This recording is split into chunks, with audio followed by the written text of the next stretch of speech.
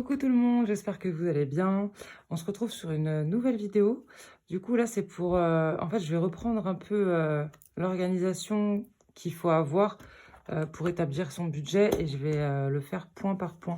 Parce que j'ai eu ma cousine au téléphone, je ne sais pas si vous avez vu dans les commentaires.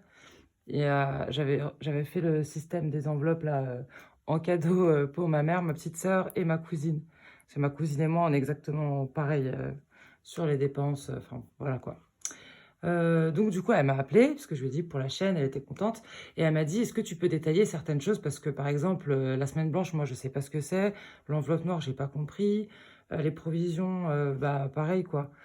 Et bon, bah, elle avait raison, en vrai, parce que quand moi, j'ai expliqué, quand, j'ai présenté mon cahier, j'ai été super vite comme si que c'était logique, mais en vrai, quand on n'a pas vu ou quand on découvre, on le sait pas forcément.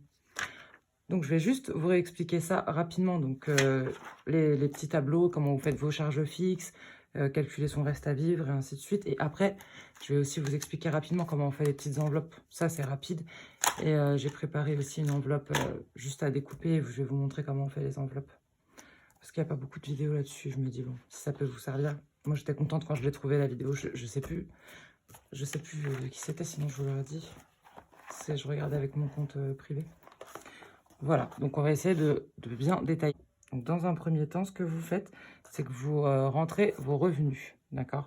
Donc tout ce qui est revenus, ça peut être salaire, des ventes, des aides, tout ce qui est argent qui rentre donc en positif, d'accord? Moi, j'ai pas été voir, je sais pas si vous avez vu mes vidéos, mais j'ai pas été voir donc quoi j'ai dépensé. Il y en a beaucoup qui font ça, qui prennent les 3 derniers bulletins de salaire et qui regardent bien dans quoi ils ont dépensé par catégorie. Ok, donc vous notez à peu près dans le mois, je sais pas, j'ai dépensé 200 en restaurant, 400 en alimentation, et vous savez à peu près combien vous faites dans le mois. Moi, j'ai pas fait ça parce que mes courses et mes achats, ils étaient pas réfléchis. Donc je pouvais pas je pouvais pas me faire je pouvais pas du tout me faire à mes relevés de compte avec mes achats. C'est pas possible. Donc, ce que j'ai fait, et je trouve que c'est le plus logique, en vrai, c'est que j'ai rentré donc mes revenus, j'ai rentré mes charges fixes, donc ça c'est ce que vous avez à payer dans le mois et qui ne changera pas, donc le même montant, ok? Donc comme le loyer, les charges comme l'eau, l'électricité, la box, votre mutuelle, la banque, tout ce qui est streaming. Et moi en fait, là-dedans, donc dans mes charges fixes, donc ce que je prévois qui sort tout de suite avant de faire mes enveloppes, ok?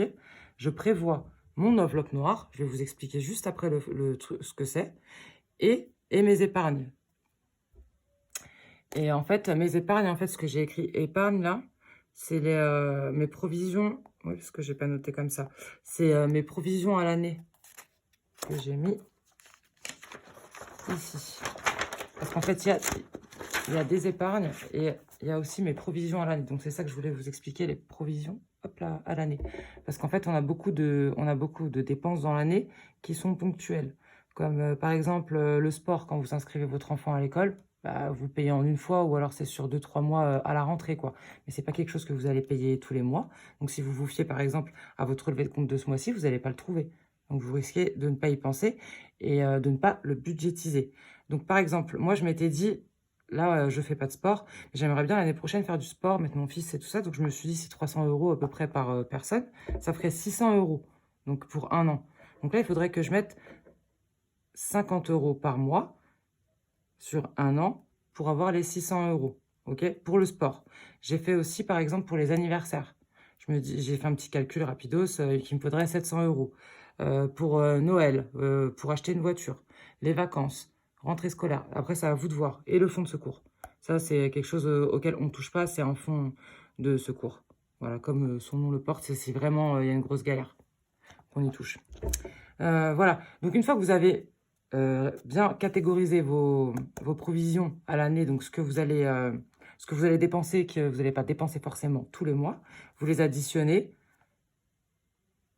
vous les divisez par 12, voilà, et ça vous fait un montant. Et du coup, moi, j'ai été choquée quand j'ai vu le montant. 871 € par mois, si je veux remplir chaque enveloppe.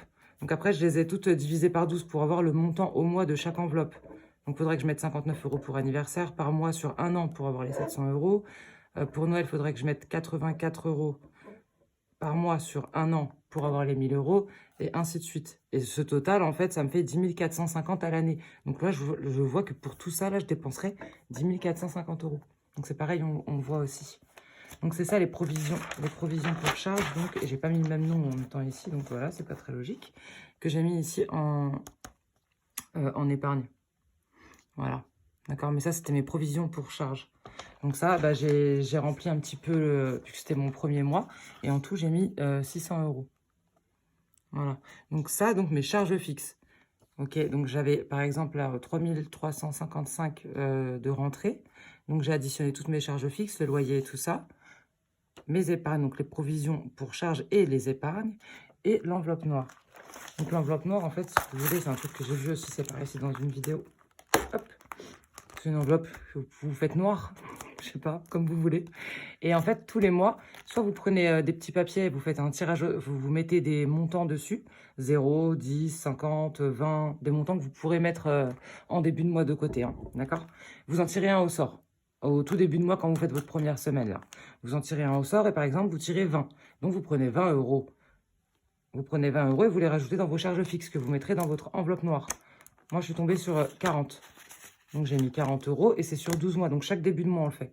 J'ai mis 12 petites gommettes et j'en ai validé une parce que j'ai fait un mois. Et donc, là-dedans, il y a 40 euros. Et bah là, donc du coup, début février, et bah, je ferai le prochain. Mais moi, je fais avec le dé, du coup. Donc, si je tombe sur le 1, ce sera 10, le 2, 20, le 3, 30 et ainsi de suite jusqu'à 60. Comme ça, je ne fais pas des petits papiers qui se baladent. Je vais faire avec le dé. Donc voilà pour ce qui est de l'enveloppe noire. Donc moi, enveloppe noire et comme je vous ai dit, les provisions pour charge et les épargnes, j'ai décidé de les mettre directement en début de mois vu que j'ai jamais mis d'argent de côté. Et je trouve que c'est mieux parce que si j'attends la fin du mois, ouais, bon, pas sûr quoi. Donc une fois que vous avez déduit vos charges fixes de vos entrées, donc vos entrées moins les charges fixes, donc tout ce que vous avez à payer sur, il va vous rester un montant. Donc c'est votre reste à vivre. Donc ça, ce sera dispatché dans vos enveloppes, donc dans vos charges variables, pour le mois. Après, vous catégorisez. Par exemple, moi, mes courses, je les ai fait à la semaine. Mais je sais que je fais 400 euros pour le mois si c'est un mois de 4 semaines. Donc 100 euros par semaine. Voilà. Donc il y a courses, santé, je ne sais pas si vous fumez, tout quoi, loisirs, vous mettez ce que vous voulez. Après, ça dépend de vous et vos dépenses. Et donc l'argent, là, vous le dispatchez dans vos enveloppes. Et si vous voulez, vous pouvez tout dispatcher, donc ne pas épargner. Et à la fin du mois, ce qui vous reste, eh bien, vous décidez de l'épargner. Et si vous ne pouvez pas épargner en début de mois, bah, vous épargnez ce qui vous reste en fin de semaine ou alors en fin de mois. Ça, après, c'est à vous de voir. C'est par rapport à la situation de chacun. Hein. Voilà, mon loyer, il a augmenté. C'est super. Donc, voilà, voilà. Et ici, j'avais fait un tableau. Hop là. Donc ça, c'est sur le mois de janvier. Ce que j'ai mis dans mes épargnes et donc dans mes provisions. Donc ce mois-ci, en tout, j'ai mis 600 euros. Et j'ai mis chaque catégorie et puis j'ai noté. Ensuite, pour suivre mes dépenses dans le mois, j'ai fait ça, que j'ai pas trop tenu à jour. De toute façon, cette semaine-là, j'ai rien dépensé puisque je suis en semaine blanche. Donc pour expliquer la semaine blanche, du coup, ma grosse... la semaine blanche, c'est une semaine où... bah, vous dépensez sur aucune des enveloppes. Et après, c'est pareil, tout dépend de la situation. Si vous n'avez rien à manger, bah forcément, vous allez acheter de la nourriture. Hein. Mais au moins, essayez de vous restreindre au maximum. Prendre vraiment ce qu'il vous faut, l'essentiel. Voilà, donc les dépenses du mois, moi, je les note ici. Donc, je note à chaque fois où j'ai été. Voilà, donc la date, le produit... Enfin, le produit ou alors le magasin, quoi, le montant et ce qui va rester dans l'enveloppe. Où est-ce que j'ai retiré? Parce qu'ici, je mets le nom de l'enveloppe.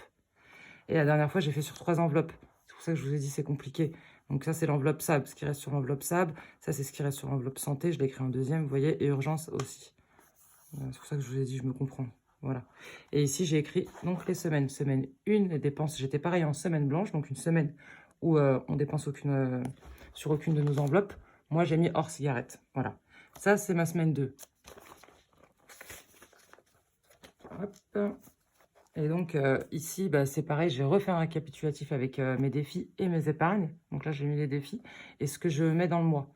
Donc, la semaine 1, on voit que la semaine 1, parce que j'ai écrit ce qui me restait en semaine 1 ici en rose.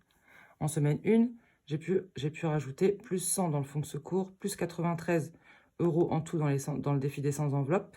Et donc, 3 billets de 5 du coup pour le défi des 5 euros. Ça, c'était en semaine 1. Semaine 2, bah voilà, je ne l'ai pas noté. il faut que je le fasse. Et semaine 2, j'avais dit que je le notais en violet. Et c'est pareil, du coup, je noterai ici aussi en violet. J'y ai pas pensé, mais autant respecter le code couleur que je me suis fait ici pour me repérer plus facilement en semaine. Donc, voilà. Donc ça, c'est pour ma petite organisation pour faire les calculs.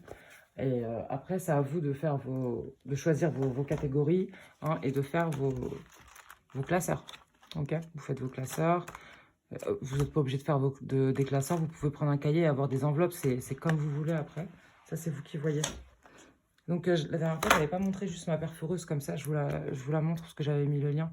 Et c'est pareil, hein, ma cousine, elle voulait voir les produits. Alors que j'avais dit qu'il fallait pas que je mette les produits pour pas vendre. Bah voilà, elle m'a dit qu'elle a craqué et qu'elle a acheté la tirelire. Mais je le savais de toute façon. Je le savais. C'était sûr. Et c'est pour ça que je lui avais pas dit quand je l'ai acheté au début.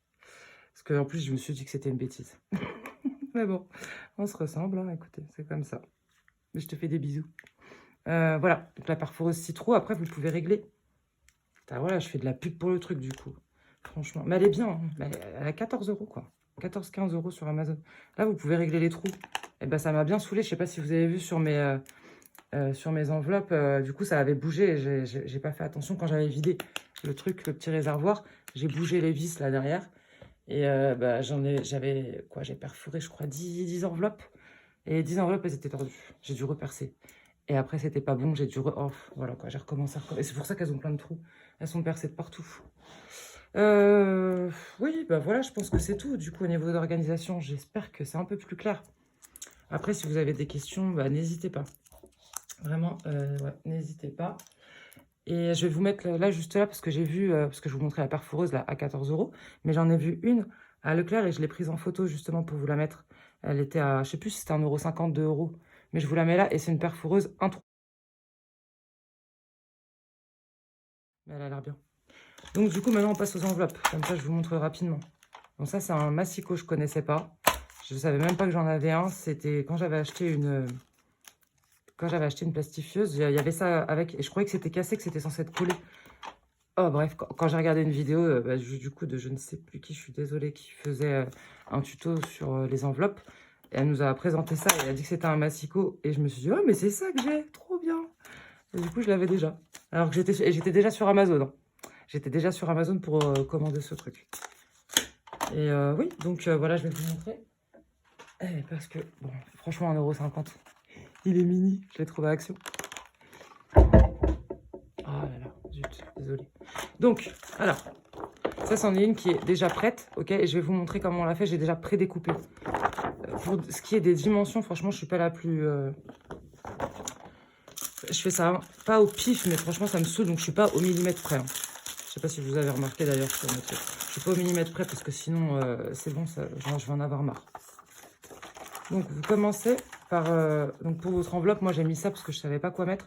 Donc, ça, ce sera ce qui sera devant l'enveloppe. Donc, un papier normal avec... soit vous écrivez, vous dessinez, ou un papier imprimé comme ça, là. J'ai trouvé ça à Action. Alors, on fait encore de la pub. Donc, j'ai trouvé ça à Action. C'est des blocs. Ensuite, vous prenez une feuille. Hop là. Une feuille plastifiée. Toute neuve, ok? Donc, vous la découpez aux bonnes dimensions. Moi, je les ai faites pour un classeur... J'espère que je ne me trompe pas, je crois que c'est le A5 du coup. C'est le moyen, c'est celui que tout le monde a à peu près, en moyenne. Voilà, donc j'ai fait, ouais, je vous ai dit c'est à peu près.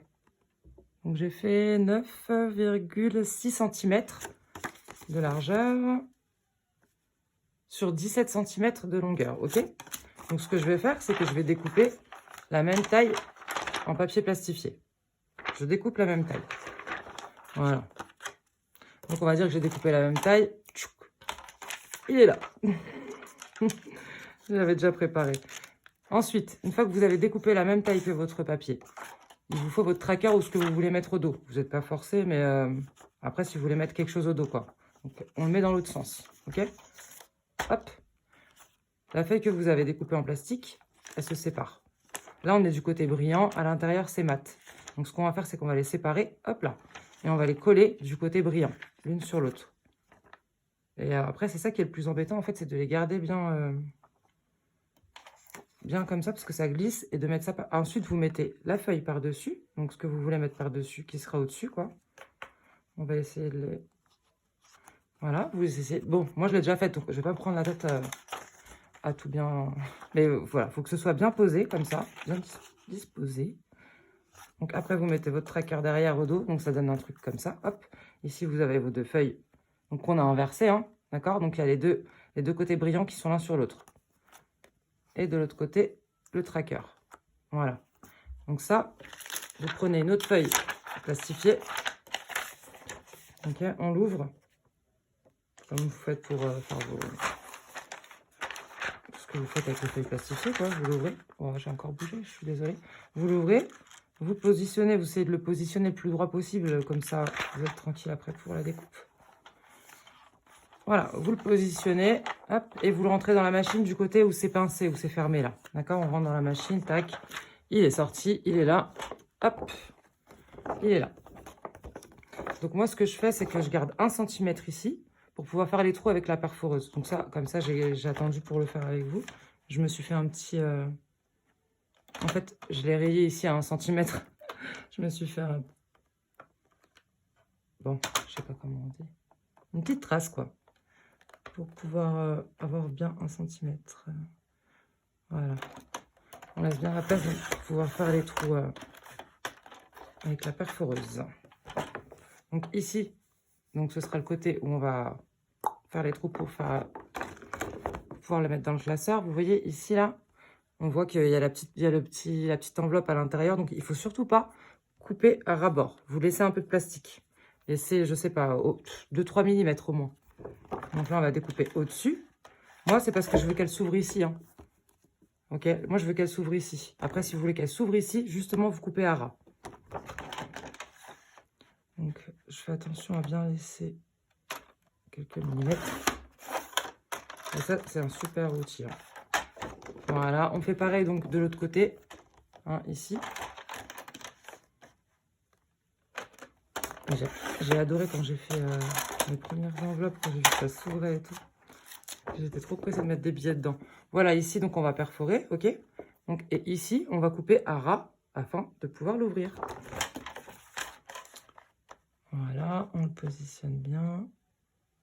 Et normalement, là, ça devrait faire. Hop, donc voilà. Et là, ça devrait... Mais évidemment, il manque un petit millimètre. Ah, on refait. C'est parti. Voilà. Et là, voilà. Là, ça s'ouvre et c'est bien plastifié à l'intérieur. Tac. Et après, bah, vous avez juste à prendre votre perforeuse. Hein, même si vous en avez un trou, c'est pas grave. Moi, je le décale d'1 centimètre en bas. Là. Hop, je mets. Voilà, je le mets comme ça. Oh, ah, je l'avais mal positionné le petit réservoir, c'est pas grave. Et voilà, on a notre petite enveloppe. Avec le tracker au dos, on peut écrire, c'est plastifié, ça s'ouvre. Et c'est solide. Voilà. Et du coup, donc pour faire mes mini enveloppes comme ça, moi, par contre, ce que j'ai fait, c'est que pour me prendre la tête, j'ai fait le même système. Donc, c'est pareil. Moi, pour faire ça, en fait, au lieu de couper et de coller les deux, ce que j'ai fait, c'est que je l'ai pris en long, comme ça, en rectangle, j'ai plié. Voilà, j'ai plié comme ça, la pliure en bas. Je suis désolée, je suis désolée, ma grosse, j'avais oublié que j'avais fait comme ça. Je t'ai dit que j'avais coupé. Donc, celui-là, on va le séparer, quand même, pour bien vous montrer. Vous voyez, c'est comme ça. Voilà. Et là, je vais vous montrer avec la petite feuille, en vrai, parce que je n'ai pas envie d'en écarter une. Et là, après, vous mettez juste... Après, ça dépend si vous voulez écrire dessus, je sais pas.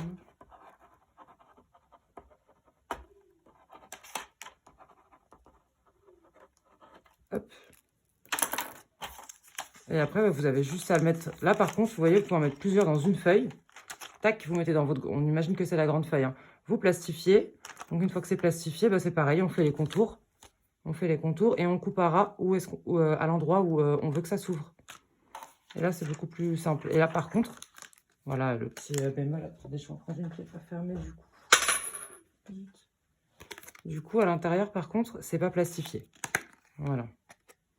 Mais après, c'est pas des enveloppes qu'on va utiliser, réutiliser, réutiliser. On la manipule une fois normalement. On la remplit, on la ferme et on n'en parle plus. Donc voilà, ça fait perdre... On utilise moins de plastique et c'est plus rapide. Je l'arrangerai après. Et puis, bah oui, voilà, c'était tout. Je voulais vous faire un petit récap du coup sur ma façon d'organiser avec mes petits tableaux. Et puis le petit tuto là pour les enveloppes. Je sais que ça dépanne bien. Moi, j'étais contente quand je les ai trouvés. Et puis, oui, bah c'était tout. Bah voilà, bon, je pense qu'on va se quitter sur ça. J'espère que vous avez passé un bon moment, que la vidéo vous a plu. Et je vous dis à bientôt, hein, j'espère. Et n'oubliez pas, faites attention à l'argent quand on en a. Allez, ciao, je vous fais des bisous.